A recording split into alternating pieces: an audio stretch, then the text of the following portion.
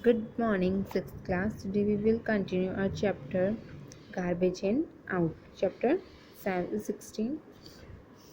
इसके पहले हमने कचरे के बारे में गार्बेज के बारे में पढ़ा था, जो हमने किचन का गार्बेज लिया और एक अपन ने कौन सा गार्बेज लिया।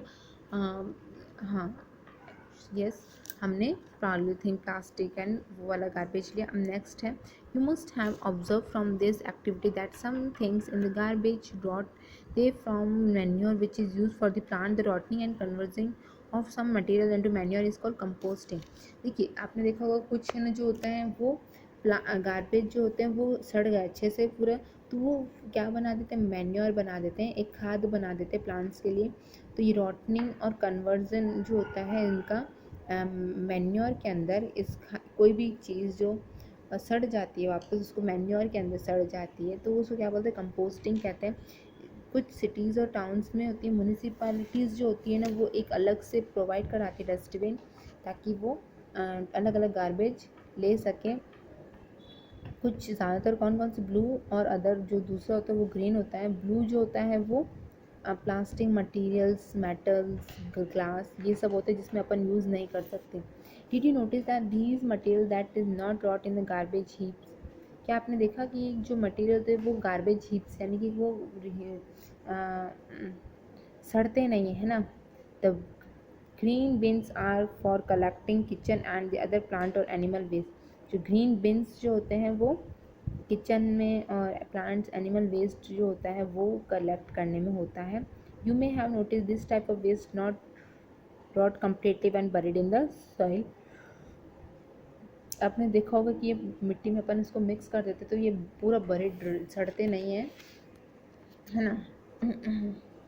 Next, have you noticed garbage heaps of dried leaves on the roadside? Most of the time, these are burnt. Farmers too often burn the husk, dried leaves, and part of the crop in their field after harvesting. देखिए, farmers जो होते हैं वो जो कटाई के बाद जो पेड़ पौधे जो होते बचते हैं उनको फालतू वो जला देते हैं ना।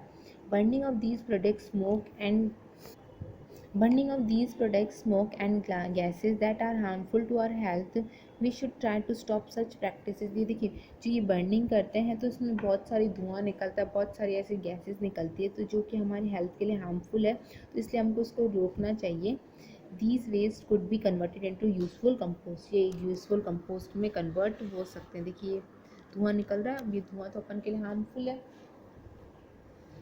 Hence, they are some of the observation and thought noted by Paheli and Bujo from their project dealing with garbage. Not theft really, she must be have meant illegal. She wanted that the government should make a law against,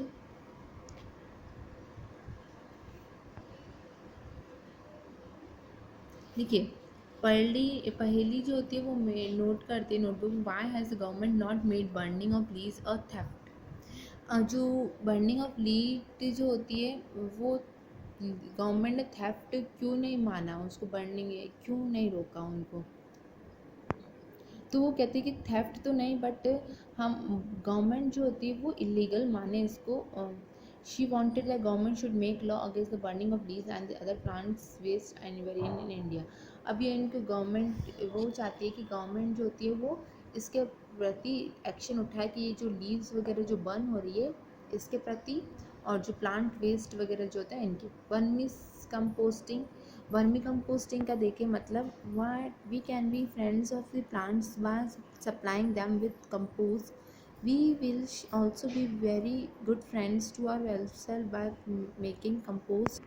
Taking of friends, do you know that the earthworms are called farmers friend? Earthworm जो तो farmers friend कहते हैं। Let us find out the type of earthworm called redworm is used for composting. देखिए, redworm जो होते हैं वो composting में काम आते हैं। इस method of preparing compost with the help of redworm is called vermicomposting. We can try to make manure by vermicomposting at school. देखिए, वर्मी कंपोस्टिंग जो होती है वो रेडवर्म के होती है। जो ये क्या करता है, रेडवर्म क्या करते हैं, कंपोस्ट बनाते हैं पूरे खाने को सड़ा देते हैं। एक्टिविटी 2, डिग अ पिट, आपको पिट खड्डा खोदना है, उसको 30 सेंटीमीटर लॉन्ग, और keep a wooden box at a place, उसकी जगह वुडन प्लेस बॉक्स रख दीजिए। वो ज़्यादातर neither too hot not too cold, आपको ज़्यादा हॉट भी नहीं चाहिए, टू कोल्ड भी नहीं होना चाहिए box. What about a place which does not direct sunlight, अब उनको क्या होता है जब डायरेक्ट सनलाइट नहीं मिलती है। Let us now make a comfortable home for the our red worms in the pit और द बॉक्स, एक रेड होम्स के लिए आप पिट या बॉक्स में कोई घर बनाइए।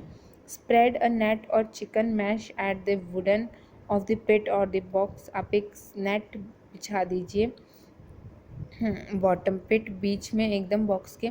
You can also spread 1-2 centimetre thick layer of sand, आप सैंड भी डाल सकते हो, है ना। नाउ स्प्रेड सम वेजिटेबल्स डालिए, ठीक है। इसमें पीफ जैसे कुछ भी हो सकता है कि फ्रूट्स वगैरह के कचरे वगैरह ऊपर उसकी लेयर होती है, वो सैंड के ऊपर डालनी है आपको।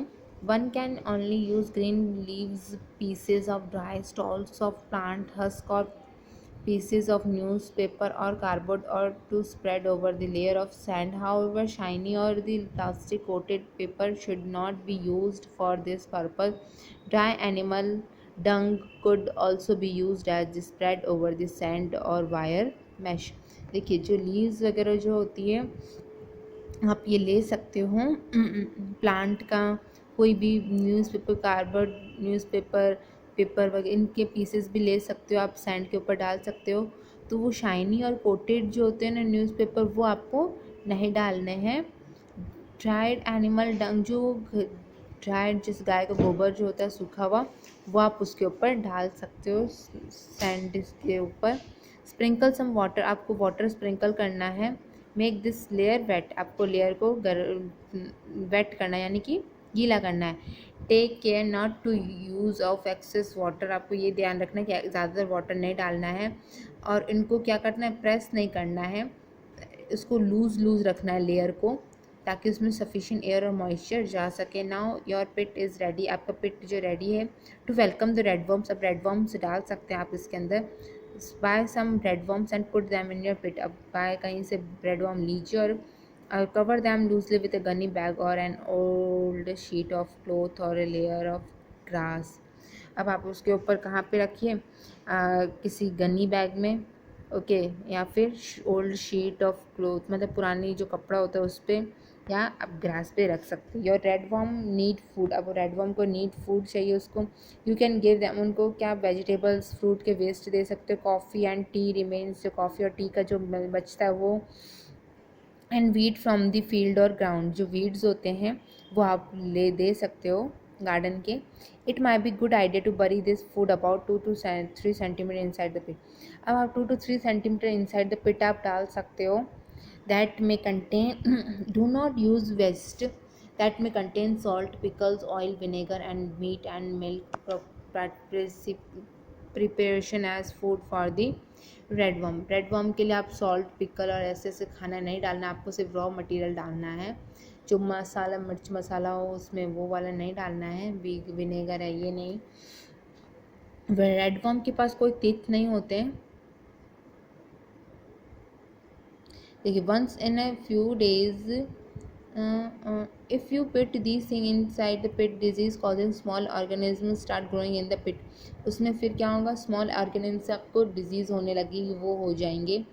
Once in the few days gently mix with move with the top of your pit, अब देखिए आपको उसको जब आप कुछ दिन के बाद आपको हल्का सा उसको मिक्स करना है, ताकि वो टॉप लेयर जो है वो हल्की सी हिलती जाए, इसमें लेयर्स जो होती हैं उसमें से हवा पास हो। नेक्स्ट डू नॉट, ये हम नेक्स्ट क्लास में करेंगे। थैंक